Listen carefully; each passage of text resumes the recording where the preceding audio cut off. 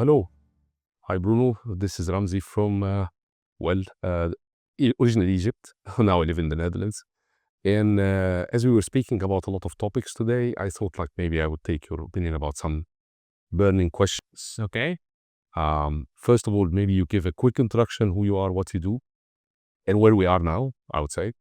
Okay, my name is Bruno Suárez. I'm from Lisbon, Portugal. Right now we are here in a conference, European conference in London, and I will be speaking in 15 minutes, and Ramzi just get me up.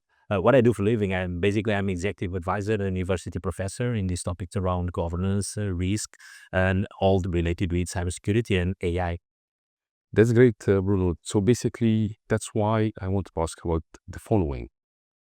We're now in the age of basically autonomy. Everyone's talking about agentic AI. Okay? So I want to know your view. It doesn't have to be, full view, but like how should governance framework evolve practically to ensure accountability and maybe ensure the outcomes of agentic AI when there is no human interaction?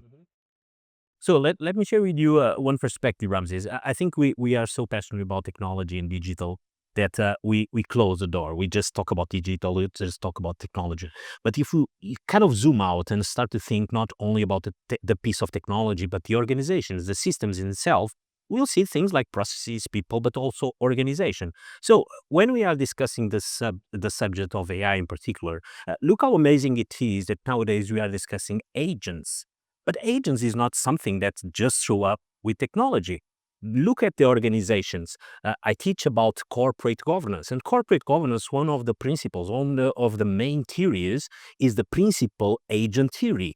And what is this? Basically is the fact that someone have the money, someone is a shareholder of a company, and basically have an agent that is the CEO, that is the top management, that is taking care of the organization. So this happened many, many years ago already. The challenge, the risk is there, and how organizations manage to do it define these practices of corporate governance. So corporate governance is exactly that, the way to protect the relationship between principal and agent. So when we start understanding that this relationship is not only human-human and starts to be human-machine, why not to use the same principles? Because at the end of the day, it's not only about technology, it's not only about people or processes, it's also about all the elements of the organization. So I think we have to discuss more governance, management of the organizations, of the societies. So why not to learn a little bit more about governance itself to understand how to manage the relationship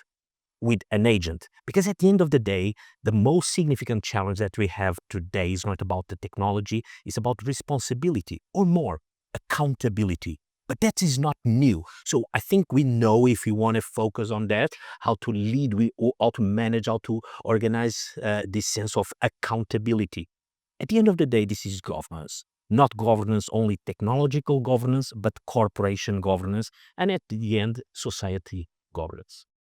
Well, I want to thank you so much for this answer because it kind of touches on the fact that we have what we call transitive trust. Back then, it was trust in an agent, which is a human being. Now that new agent is just AI. Yeah.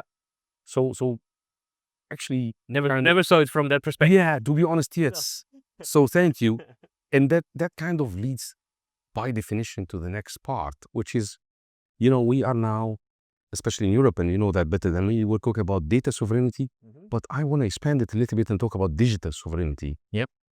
Now, we all are into global cloud providers. There is different jurisdictions. Sometimes there is remote processing, sometimes not. I mean, they also exist in Europe, but we have this whole, I like to call it clash of jurisdictions sometimes of who owns the data, or who owns the infrastructure, because if you can turn the infrastructure down, the data doesn't matter. Okay. So what's your view on how can we manage this? How can you manage this? Yes, yeah.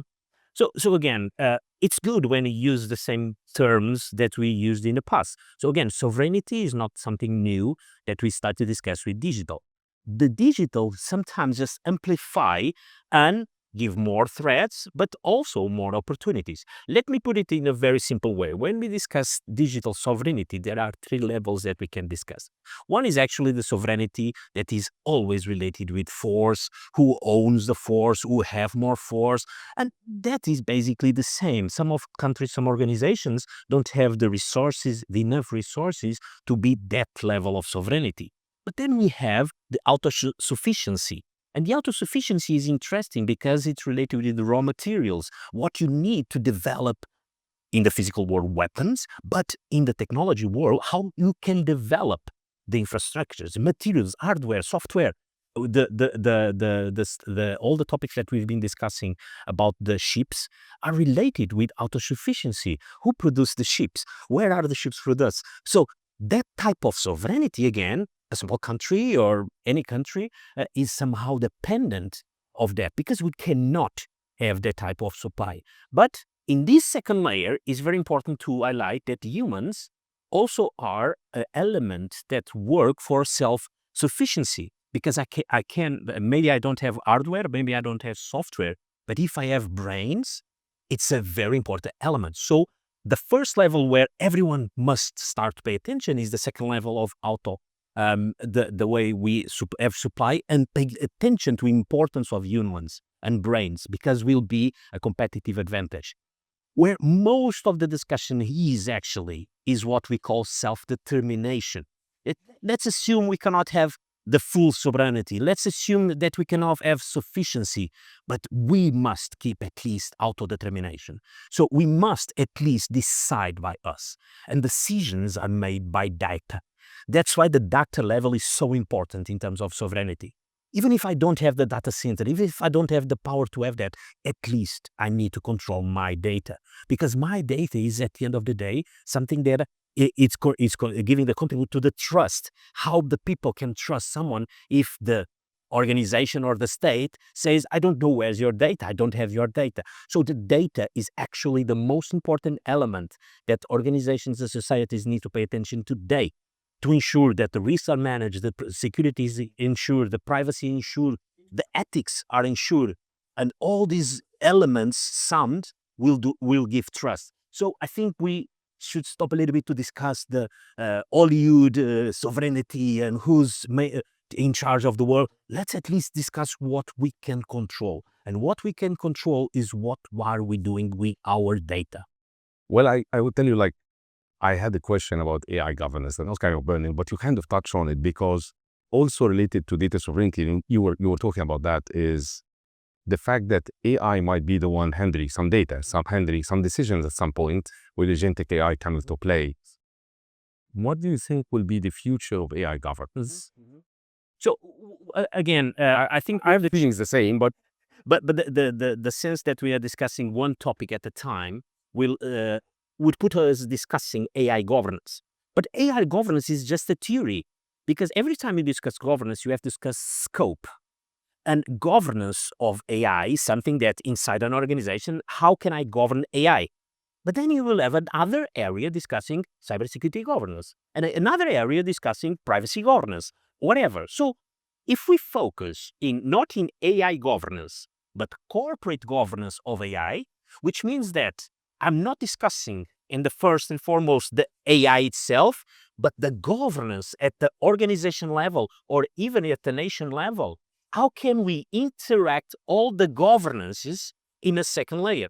So that's important, because we can discuss a problem of lacking of governance, but the problem of have many governances that are not governed, maybe is even more problematic. So what organizations need to focus is not who's in charge of governance, is to understand that the board is in charge of the corporate governance of AI, because the ultimate, again, accountability is not the guy from AI, is from the board of directors.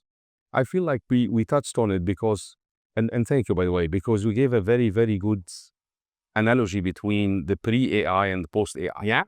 And it makes it more clearer. There might be definitely like changes, but I really don't want to take you more than this, because I know you have to go to speak. Good luck.